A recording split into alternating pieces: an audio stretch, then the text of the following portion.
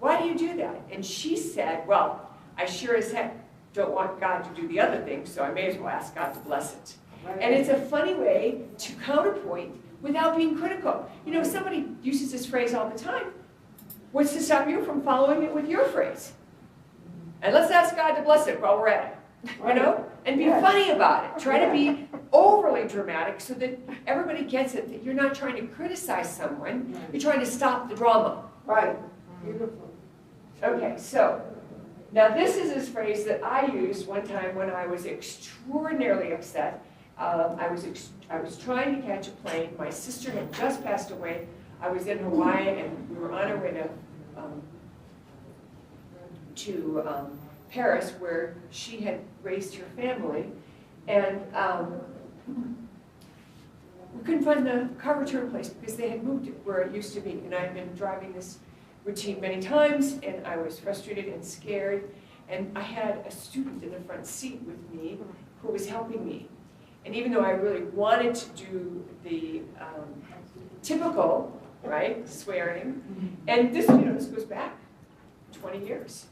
I thought, I gotta say, you know, it was building up. I wanted to let it out somehow. So this is what came out of my mouth. The angels better show me how good they are, and they did. They Right, I only do it out of water.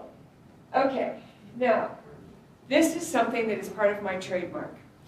And this is a phrase that I say at least once a day, sometimes many times a day. And it's, I am asking for a day of heaven on earth for me and everyone I come in contact with. And I added everyone that I am in contract with. Now, this is one of the most powerful things you can do. And I've been saying this for 30 years. And it happened that I was in a situation where I had actually been using the word that most of us refer to as the devil's playground, and I felt that it wasn't becoming of me. And I used it, I'll say accidentally, I've been using it in class to say, if you're given a bad day or a day like this, this is what will happen.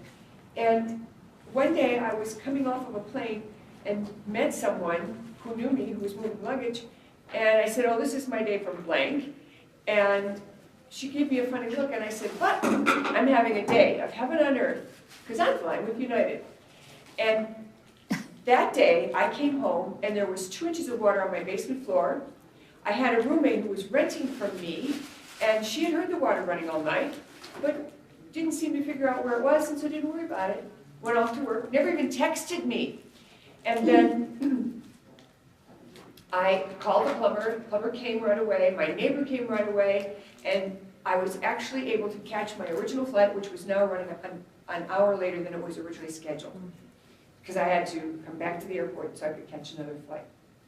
So on the plane, I'm thinking, that was so smooth. The plumber came, it was only $150, the neighbor came, helped me out, I was able to make my bank deposit, everything came together. How did I do that? How did that happen? And I was told, you announced you were having a day of heaven on earth. So initially I started saying heaven on earth for everything. And then one day, one of my students said to me, you know, I was worried about a family reunion. I have a big family, and we're all going to show up at this one place and be together for a week. And I have one sister who's a drama queen, and she always ruins it. So I started asking for a week of heaven on earth with my whole family. And I started doing that like 6 months before the family reunion. She was reporting the story to me, and she said, at the last minute, my sister called me and everyone else and said, I'm not coming, I'm checking myself into rehab. Now the sister thought she was creating drama because now everybody won't be together, and as my student said to me, we all had the best time. So she gave her sister a week of heaven on earth as well. So this way you're not pushing, you're creating an environment that supports. Right? Isn't that fabulous? Yes. Okay, now this is one of my pet peeves, and this is another way to stop being 5D. I think mothers especially, fathers sometimes, but mothers mostly, are teaching their children to lie. And the way they do it is they say, did you eat your dinner? Did you finish your dinner before you started watching TV? Did you finish your homework? You know perfectly well they didn't finish their homework. You know perfectly well they didn't eat their dinner. Why are you asking them the question that you already know the answer to? You're setting them up so they will lie. Instead, if you know what they're up to, then make up a story that lets them know you know without accusing them of anything, but they know you caught them. For example, the time that the trampoline was in the middle of the yard, suddenly it's now on the side of the yard where the garage roof is quite low. At dinner, I said, I know you guys know better than to jump off the roof of the garage onto the trampoline. But I'm not so sure the neighbor kids do. So would you move it back in the center where it belongs? I knew perfectly well they'd been doing it. Well, what am I going to do? Ask them and then make them lie? I didn't want to do that. The other thing I did for my sons, and I raised 4 sons, is I had a house rule. If you do something and you're in trouble at school or anywhere else, you need to tell me. If I hear about this from somebody else, there will be 2 punishments, theirs and mine. If you tell me first, no punishment. I figured they're already going to get in trouble at school or wherever, so they're going to have something to deal with. Okay. Weather is one of the 5 things that people do to tap into mass consciousness. Drinking coffee in the morning newspaper, or the morning internet are 2 others. Baseball games or any kind of mass consciousness sports game. All of these put you into this place where you're participating with everyone else. That is almost the same as giving up ownership of who you are. And then mass consciousness is beamed with various kinds of programming that it's harder to resist than if you didn't do those things. That's number 1. Number 2, you don't notice the lies or the inappropriate stuff that's coming your way if you're participating in these other things that are part of mass consciousness. So, you know, I don't have a thing against coffee. I mean, I don't drink coffee because it doesn't agree with me, but I like the smell of it. So, take your coffee at different times. You don't have to take it at the same time every day. Sometimes every morning, sometimes in the afternoon. I like to say, let others watch the weather. And don't fall into the trap of the prediction in general. You know, like they're predicting rain or they're predicting a big storm. I can tell you that there are a number of situations where certain weather was predicted, and my husband would tell me, and I would say, well, I'm telling you, it's not going to be that way. You know, it's not going to happen. So I have probably 80 apps on my phone, but I don't have a weather app. I ask my higher self, do I need a bathing suit? Do I need this? Is it in my highest and best good to bring this? And I recommend that if you start to use your higher self, you will. Now I'm going to give you some tools to use your higher self, and we're going to give you a handout to go with it, but I wanted to get some more information to you before we did that. So who have you asked? What have I ordered from the universe today? My husband and I have this fun habit of gratitude, and every morning at breakfast, we share what we're grateful for, and we ask each other, what are you grateful for? And we take turns. We go back and forth. But you could even say, I'd like to order from the universe a perfect sunny day for my walk in the woods. I am grateful for everything coming my way. Now, one of the things that I have noticed is the more you bring your power back to your center, the more your words become instantaneous. So there's a reason to stop using that have-to word. And there's a reason why you say what you want out loud, because it adds value and credence. I also write a list, because that's helpful. Now, you don't always have to follow the list. In fact, a lot of times the list sits there and I never look at it again after the first time I've written it. And there's all kinds of studies that have been done that prove that even if you just write a to-do list, you'll get the things done. So don't be afraid to write the list and not look at it again. That still gets the job done. So now we're going to talk about fear. There's a couple of different kinds of fear.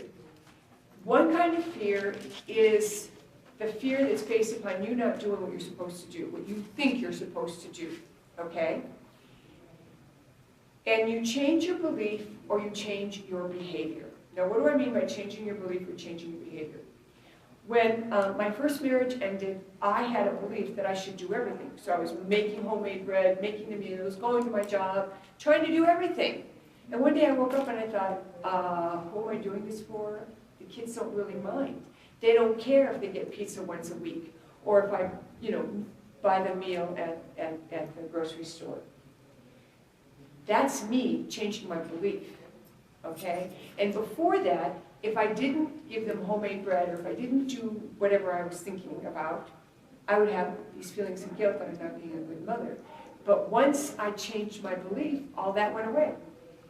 Change your belief or change your behavior. Now your behavior is a little different in that if I'm trying to lose weight, if I start eating bonbons, I might get fear about what I'm going to have for dinner. And you might not think these two are related, but they are, because I've created a conflict between eating something that I know will stand in the way of my good intentions of losing weight. And so that's changing your behavior. And sometimes you have to look at your behavior. In my case, I was trying to manage on a salary, and I didn't have enough money to go around. And then one day I was in the store and I saw a beautiful jacket that was the right size, the right color, everything was perfect, and it was half price, and I bought it. The following week, I couldn't pay the electric bill for $50. And when I asked my higher self what was going on, they showed me both things, the electric bill and the jacket. Now, I didn't take the jacket back, but I did make a budget so that I knew how much money I could spend on something extra. Up until that time, I hadn't really given that much thought. Okay, now the other kind of fear is coming, I don't know if you can see this, it says, fear is controlling you, and it's not your fear. Now this is something very interesting. Most of the fear you have is a little bit of what you have created and a lot of what you're attracting. So just like the light bulb attracts moths, your fear attracts energies that want to have that for lunch. Now, I wrote a blog post on it, and if you're interested, probably can't see that, it says, feeding the dark side. So what that means is when we have emotion that is not serving our betterment, so anger, fear, hardship, any kind of emotion that has this thing that takes us down or drives us down, that feeds the dark side, and it's called negative louche. And there's extreme kinds of negative louche. Now, the word louche came from Robert Monroe, who started the Monroe Institute, if you know anything about that. And I wrote a blog post on it that really explains a lot about that, and it was in February of 2017. So if you are interested, that you can search that on my website, your negative louche, or just to look up that date. So now we're going to talk about how to get answers, because a lot of this is dependent upon finding another way to figure out what's going on, and finding another way to figure out how to do things, finding another way to get what you want. Okay, so you heard, if you were at the opening remarks, you heard them talk about the Merkaba. I highly recommend you learn the Merkaba meditation. There's a very simple 17-breath Merkaba meditation. It's very basic, very easy to do. I created a DVD. If you want to get the DVD, you can, or you can learn from programs that are online. It is a counter-rotating field, and it does create an energetic field that runs around your body, and at some point it will go permanent. So it only takes 5 minutes to do, and it does change everything. When I learned it back in 1994 and began teaching it, I felt like my spiritual work of the first half of my life doubled overnight doing this meditation. And you will too. And now there's an additional Merkaba, a 5D Merkaba, that takes you to these higher places. And if you were in opening remarks, you'll remember that they were talking about a higher chakra. They called it a chakra up here above the head. That's the 8th chakra. And then there's a whole other star tetrahedron, or Merkaba, above that. And that's written about in the book Waking Up in 5D, and that is also readily available in my materials. So now we're going to talk about the higher self connection. So if we can pass that out, I would really appreciate it. Now, in my books, I put this in every book, and in all my prior books, I had 7 steps. And I hired a lovely woman who was very knowledgeable about a lot of different things in marketing. And she said, I think we can distill this down to 3 steps. Everyone likes 3 steps. So we made 3 steps instead of the 7, but it's all there. All 7 steps are there. So if you pick up one of my books, the book with the most detail on this particular process is Beyond the Flower of Life. Now the first 3 steps are, what's the first one? Someone tell me what's in the first one? Ask questions. Ask yes or no questions. You're not asking open-ended questions. You're only asking yes/no questions. And what that means is you're only giving yourself permission to get a yes or a no or a neutral. So this is where your practice comes in. Okay, so you practice this for 45 days. And then the first one is yes or no signals. So you're going to go to your yes/no signals and ask questions. Now you're not allowed to ask any old question. You're only allowed to ask questions that are unimportant to you. Only ask questions that you're willing to do both ways. Now, I had a woman in a class a few months ago, and she said to me, I'm a vegan, and I'm getting a good rest, and I am waking up well rested, no matter what the night holds. I claim that I am waking up in 5D. I am setting up an energetic Faraday cage around my bed and around my body for the next 24 hours to eliminate any EMF or any other energies inappropriate for life. I am entering a reverse aging machine that is already set up for me. I am growing younger, pain-free, disease-free, negative energy-free, and healthy each day. I am opening my pineal gland to distribute my pineal gland energies throughout my body in a torus formation. This helps me relax into the energies the earth is going through. I am opening my pineal gland. I now activate my Genesis cells. I command my Genesis cells to activate now. I now activate my Genesis cells. I command my entire DNA system to support this activation of my Genesis cells throughout all time, all dimension, and all of my cells. I now command bolts of God's crystalline light to blaze in, through, and around my self-healing DNA strands, to cleanse, heal, and activate them, and to speed up the self-healing process. This allows them to expand and grow. I now command my higher self to assist me in rearranging my molecules to harmonize with my new awareness and new understanding of time and space. This allows me to shift dimensionally with grace and ease. This permits me to move my awareness beyond my current dimension and allows my focus in more than one dimension and to remember my experiences. I am happy, healthy, wealthy, and wise. I am grateful for this great day, great opportunities, and great friends. I am grateful for every good thing coming my way. Yay! Now, I'm going to explain some of this. The energetic Faraday cage is a fact. I can physically tell the difference when I say the prayer and when I forget to say the prayer. So I can feel the energy difference. But years ago, when I was learning about Slim Sperling's materials, one of the students here gave me a Slim Sperling ring to put on for a few seconds. I asked if I could replicate it with clear intention, and the answer is yes. Now, go back even further when I was in my 30s and fell off a bike, and one of my kids came up to me and said, Mom, do you have any arnica on you? Now, we had used arnica as a remedy for blows to the bodies and falls and that kind of thing for a long time. And I said, no, I don't have any. And he said, oh, that's too bad. My son was 9 years old. So he walks away, and in my head I hear, pretend to take it. So I did. I pretended I was putting little pellets in a cup, and it's puffed it in my mouth.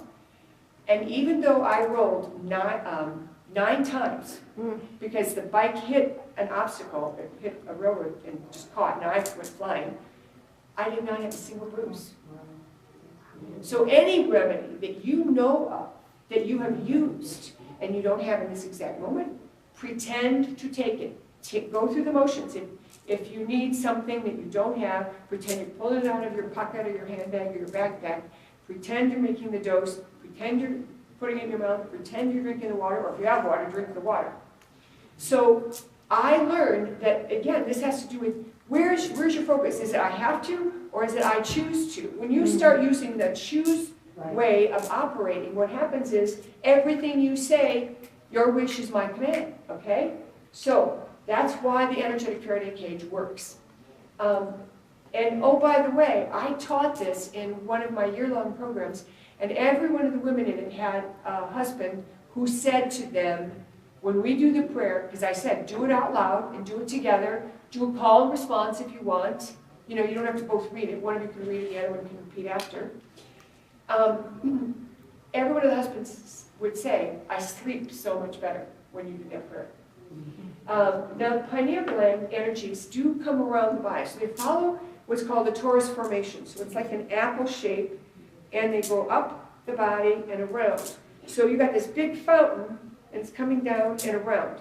Now, the meditation we're going to do, called the Golden Bowl, actually addresses the sinus cavities, the front, the side, and also the ones in the back. Now, most people don't know that there's sinus cavities in the back, but there are. And the sinus cavities create what's called the Golden Bowl. Now, I had been getting this information, and I've been working with it for 7 years. And one day, I was finally given permission to release it to the public, and which I did about 3 or 4 months ago. Thank you. Yeah, and this particular meditation we're going to do here in this room. And that opens everything up so that the channel is much wider. Now, God's crystalline light to blaze into and around, bolts of God's crystalline light. Now, why would I use the word bolt? I'm referring to lightning bolts. Now, some of you know about Georgies, I don't know how to say it. Georgie, you know, like in Tibetan Buddhism, they have the bell, and then they have the Georgie. Dorji. How do you say it? Dorji. Dorji, okay. So the Dorji is the lightning bolt to cut through false beliefs, to cut through wrong-headedness or stubbornness. And so when we call in bolt of God's crystal light to blaze in through and around my self-healing DNA, well, guess what? The self-healing DNA was turned off. And so we're using the bolts of God's crystalline light, the lightning bolt of God's crystalline lightning, to cut through the false belief that we have to age, and that we're giving our DNA permission to activate. Okay, so, and then, oh, by the way, all of the dimensions and all of my selves, because I might have multiple versions of me that are struggling with this as well. I want all of us to align and help each other. Okay, rearrange my molecules to harmonize with my new awareness and understanding of time and space. How many of us have said, if this is here, then this can't be here? And in fact, things can occupy more than one place. I received an email from a woman who was one of my students in the Akashic Records, and she said that she dropped some stuff under her desk, including a ring that she was wearing, and she retrieved the other things, but the ring was gone. She couldn't find it anywhere, so she let it go. 2 days later, she spills water on the floor of her carpet of her car, and she pulls the mat back to try and mop up the water, and guess where her ring is? Right there. She says to me, how can this be? I know where I lost it. And the answer is, well, time and space. You wanted it, you put a clear intention that you would find it, so it showed up where you would want it to. I know of another person who lost a favorite earring, and she made a clear intention, I really want to find it. It's really important to me. It was given to me by somebody I really treasure. The following day, she found it on the floor of her garage by the back tire. It had come off when she was trying on clothes. So we're rearranging our molecules to harmonize with our awareness and understanding of time and space, meaning what you think of as linear progression doesn't compute anymore. Cause and effect are not important anymore. And later, in my other presentation that I'll be doing tomorrow evening, I will be getting into time and space and sacred geometry and some of those things that will help you understand how to integrate it in body, mind, and soul. Okay. And then, of course, I love the last phrase, I'm happy, healthy, wealthy, and wise, because that covers everything. You know, we all want to be happy, whether we're in love or not. We all want to be healthy, and we all want to have the resources to do what we think we need to do. And so it just kind of covers everything. And I like the word wise, because I don't want to do anything that's not too bright. You know, and the thing about having wisdom is sometimes wisdom is counterintuitive. But when you have wisdom, you're always aware that there's other influences besides yourself. And even if you don't have the ability to tap into what they are, there's an intuitive empathy that can occur. And that's what the wisdom means. Okay, so that's that slide, which we will again let you take pictures of later. So now, here we get back into the fun stuff. What happened when Ram Dass gave his teacher an illegal drug? Does anybody know this story? No. Nothing. It didn't affect him. He said he preferred meditation. Isn't that funny? Okay, now here's some reminders. These are things that I may have talked about, but I might not have, I'm not sure, till we see the list. Okay, food. So you want to pay attention to food. Always get organic if you can, and if you can't, bless your food. And you don't make a big deal when you're in a restaurant. Put your hands under the table and bless the food with your energy from your secret rate chakras. You can, at home, draw a 6-pointed star and put it into the placemats and bless the food that way. Charge it up. Okay. Exercise. Exercise is critical. One of the men said, you know, you have to do it all. You can't just focus on one area. You have to do it all. And of course, the inversion is really important because it helps strengthen your core, but more importantly, puts more blood in your brain, where your pineal is. Light exposure, control the light, and complete blackouts for your nighttime or your sleep time. So even if you're just taking a nap, use your eye shades, or if you had a small towel or a washcloth, and cover your eyes. You'll be amazed at how much better it'll be. Now, color, indigo and other shades of blue, and also beige. Because indigo is not exactly part of the color wheel. And I have been studying with a man who is teaching about color. He's been working with color for 47 years.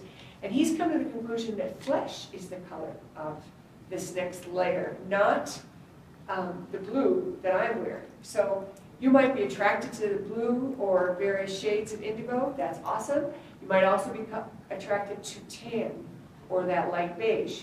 And those are both colors that will activate your pineal. Chanting and toning. We've all heard chants and tones. One of my favorites is Deva Premal, and also Snatam Kaur. I never know how to say her name either. Snatam Kaur, and she has beautiful chants. It's Snatam, and then her second name is Kaur. Beautiful, beautiful music. Sacred geometry, all kinds. And we are going to talk a little bit about sacred geometry later, and I have a few visuals for you. I have so much information because I taught the Merkaba for over almost 20 years. And I was teaching in 20 different countries all over the world. And I never tried to make that happen. Well, I made an intention that I wanted to reach as many people as possible. But I never, you know, people called me and asked me to come. I never, you know, found an agent or any of that. They came to me. So your intentions, when you're doing the work, your intentions will manifest with grace and ease, effortlessly. Crystals, lapis lazuli, blue topaz. This is another blue stone. This is lapis lazuli, and I'm trying to think what this is called. Azurite. Okay. And they help anchor that energy into your body. They attract it to you. Okay? And aromatherapy, patchouli is good, and also all the aramandalas, which help you heal. Now, we're going to do this chant together for just a few moments. Maybe we'll do it 3 times to practice, and then 3 more times, and then 3 more times. So it's Aya, or Aya, and this activates the 3rd eye. Okay? And again, this is just a way to do it. Together.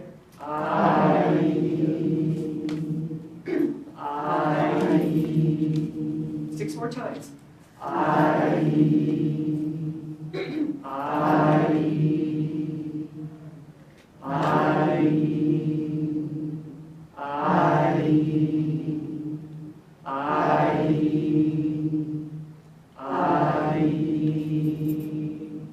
Could you feel it? Did anyone feel it? Good. Good, good. Okay, now, this is one other tool for you. This is also something you might want to take a picture of. It's called the Red Gold Healing Thread. I did write a blog post on it. You can find it on my blogs. I was being worked on when the woman who was doing cranial sacral work on me was telling me about her twin grandchildren and her daughter who was in overwhelm. And I saw this energy field and I saw it pulsating. Now this to me, I want you to think about these little points as like a security gate that you might have for children or your pet. And then it can expand and contract. And you can put it around an organ of the body or around your whole aura or around a situation. And it produces healing. Now, my original drawing didn't look this good. But I happen to be friends with the artist named Andre Balog. And I called him to tell him about my new discovery.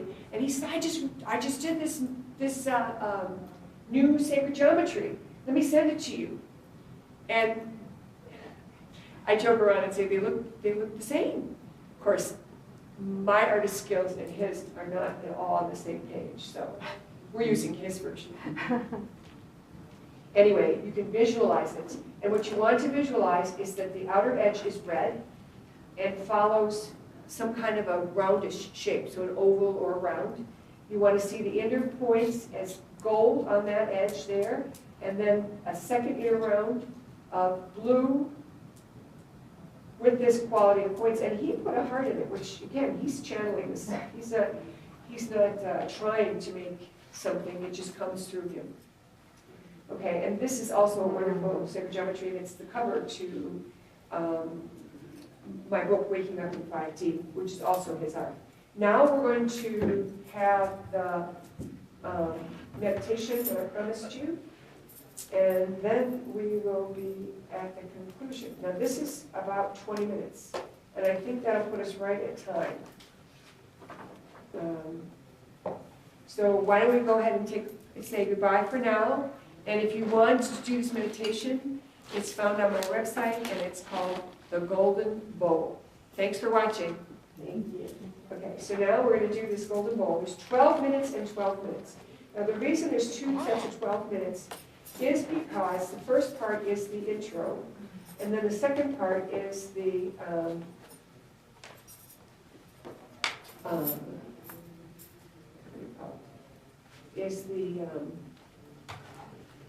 you know, I wonder, I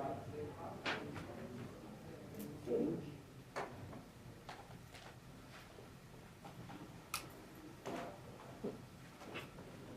let's do this. Let's play it on the phone. I think it'd be faster and easier. The phone has a good sound system. So we'll unplug here and do that.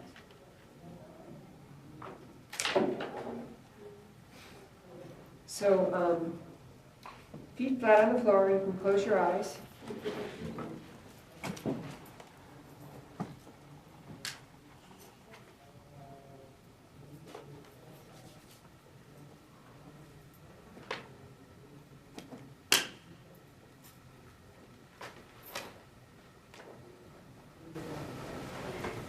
Golden Bowl meditation, activating your sixth sense. Activating your sixth sense is an important part of opening to your higher gifts and your higher powers. It's easy to do and relatively fun, and you will also get a benefit because your Okay, I'm going to start over, only because I had to meditation, re-record it. activating your sixth sense. Activating your sixth sense is an important part of opening to your higher gifts and your higher powers. It's easy to do and relatively fun, and you will also get a benefit because your sinuses will open up. even if you didn't think they were closed. Hi, this is Maureen St. Germain, and over the years as a mystic, I discovered that while doing spiritual work, my sinuses would open up, even when my sinuses did not feel like they needed to be open. Are we gonna do That that? feeling of my sinuses expanding upward for no reason was profound. I liked that feeling in my sinuses during meditation, and I knew it was related to my connecting to spiritual gifts. Higher states produce this effect more and more frequently. When I was channeling in the Akashic Records, it happened all the time. I knew for certain that the meditations producing this effect were opening me physically, allowing me greater and greater connection. I began to research, and much to my surprise, I found that the sinuses had been called the Golden Bowl by certain mystics. And I found a reference to the Golden Bowl in one of the books of wisdom of both Hebrew and Christian versions of the Old Testament. It's found in Ecclesiastes 12:6-7, written in the third person by a man examining his life and his experiences. This particular verse also refers to the silver cord, and it's important because I think the two are related. The silver cord is often referred to in the spiritual literature as the cord that connects the spiritual body with their physical body, especially when one has an out-of-body experience, and the cord keeps you tethered to your body and so you don't die. It is also known that when the cord is broken, that the physical body is laid down and the spirit body is free to return home to God. So the quote from Ecclesiastes is like this: remember your Creator now while you are young, before the silver cord of life snaps and the